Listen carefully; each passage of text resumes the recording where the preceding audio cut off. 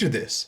It's a regular weekday night and you're sipping your nighttime tea, scrolling through your phone to check your last emails for the day. Then suddenly, boom, no service. You get this pop up on your phone and your heart starts to skip a beat because you see this SOS sign in the corner of your phone that you've never seen before. And because you're confused about this thing that you never saw, you reboot your phone only to realize that something is terribly wrong. And things continue to get worse. A few days later, you're staring at your bank statement and you notice that $38,000 is gone from the bank account that you've created for your mother and her utility bills. Just like that. This isn't a bad dream. It's Justin Chan's reality, a victim of SIM swapping.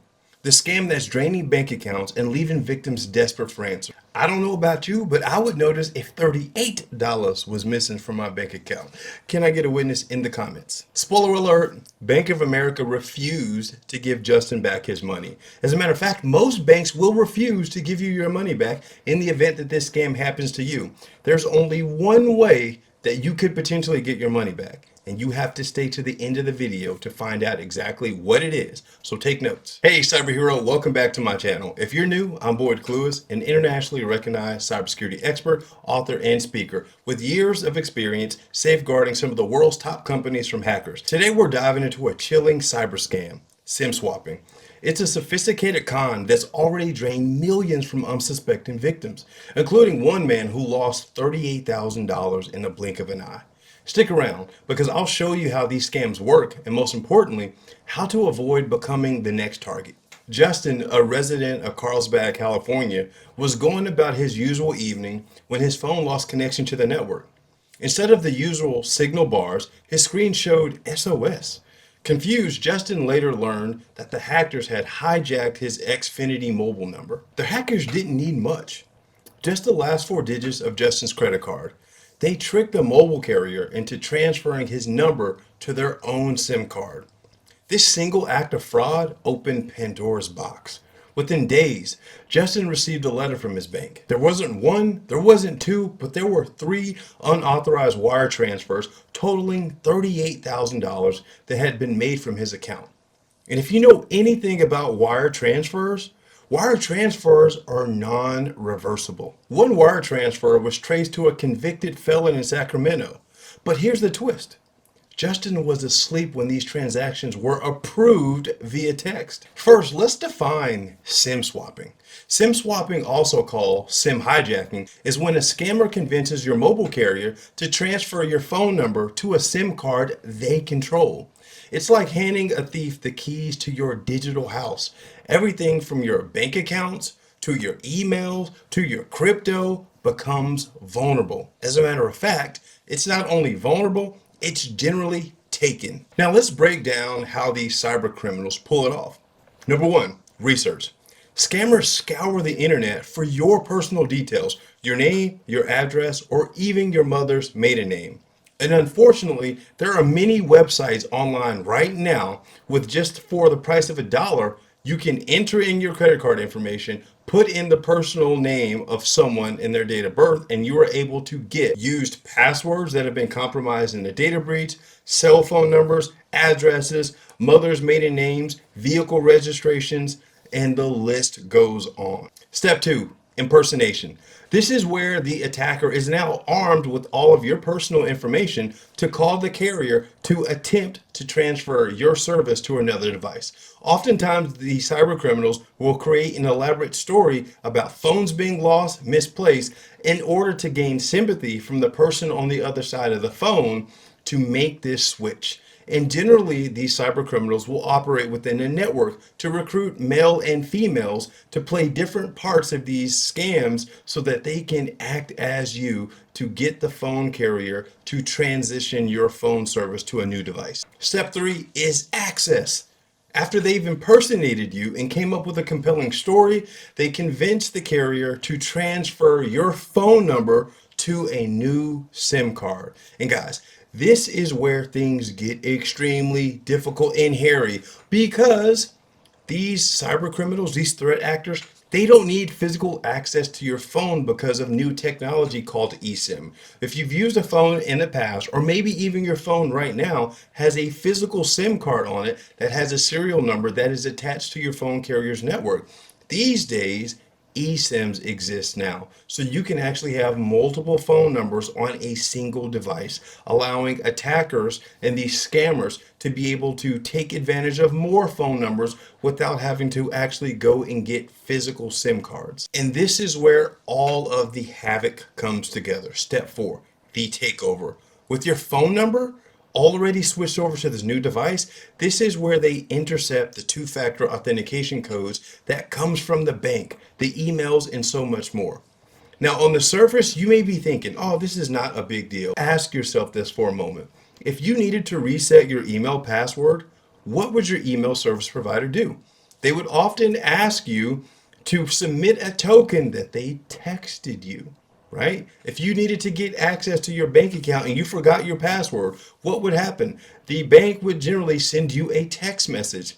Well, if your service has been transitioned over to a device that you no longer have, you cannot accept those incoming messages.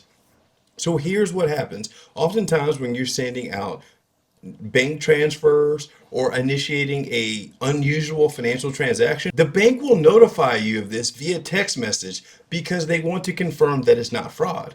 Well, since your cell phone service has been moved to another device, the attacker is on the other end confirming that this charge is valid. And this is where it becomes very difficult for the end user such as you and me, because banks are not your friend. Now, I want you to understand this SIM swapping scam goes way beyond just bank accounts, right? Because if you think about any password reset or any critical service that you may have access to, such as your email, retirement accounts, if you were going to reset your password and you didn't have access to it, what would happen is these carriers or these service providers would normally send you a text message to confirm you are the owner of that account.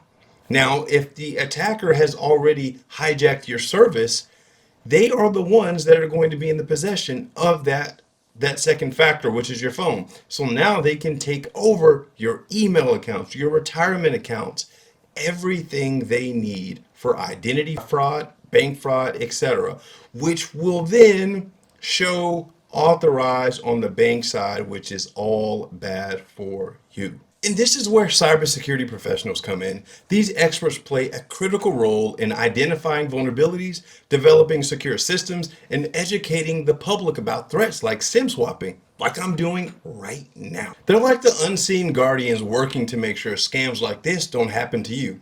Even though I can almost guarantee you there will be someone on this video commenting, "You're bored. You're telling people how to conduct the scam." I'm sorry. I'm not telling people how to conduct the scam. I just need you guys to be aware, cyber heroes, that this exists. Because for Justin, the hackers were one step ahead. What's worse than losing $38,000? Having your bank tell you that it's your fault.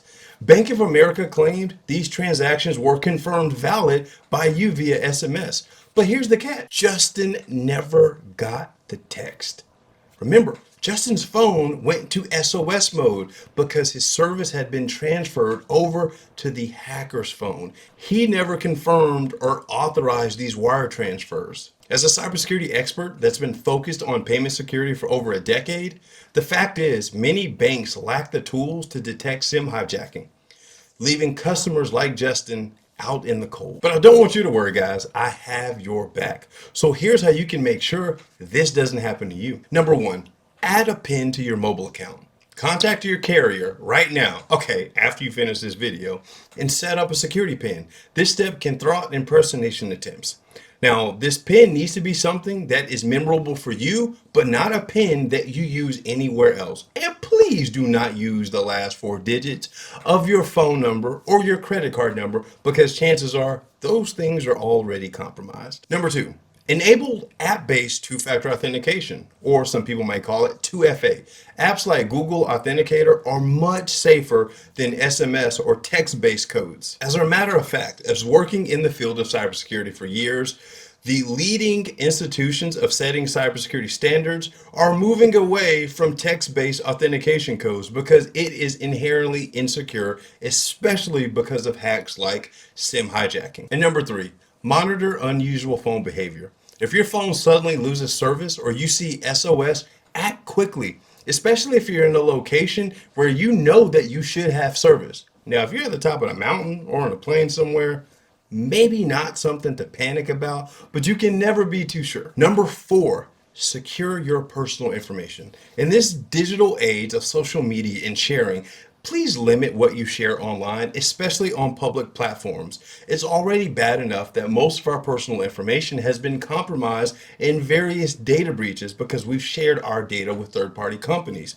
But be very guarded about what you share publicly, as hackers can actually craft specific attacks toward you based on things that you've shared online. I want you to think about this. Have you ever participated in any of those online social media games where to ask you to comment, what was your first car? Or what was your favorite color? Things of that nature. Those games sometimes are planted by cyber criminals in order to gain information about you. Don't fall for the trap, guys. Don't fall for it. And as a bonus tip, check with your local bank to see if you can have additional security added to your banking mobile app that requires you to approve transactions via the mobile app instead of text message. This way, if you do lose service and your phone is on SOS, you can connect it to Wi-Fi and still be able to deny those transactions. Justin's story is a stark reminder in today's digital age, your phone number is more than just digits. It's the key to your entire life. Last time I checked, Justin still didn't get his money back from Bank of America. By staying vigilant and taking a few proactive steps, you can lock the door before scammers even try the handle. If you or someone you know has been a victim of SIM swapping scams, it's important for you to contact the FBI's Internet Crime Complaint Center immediately at ic3.gov. This is probably the only way that you can potentially get your money back if you have been scammed by SIM hijacking. And if you think this was wild, wait till you see my next video when I show you how hackers are using a penny to completely drain your bank account. Stay safe, cyber heroes. I'll see you on the next one. Peace.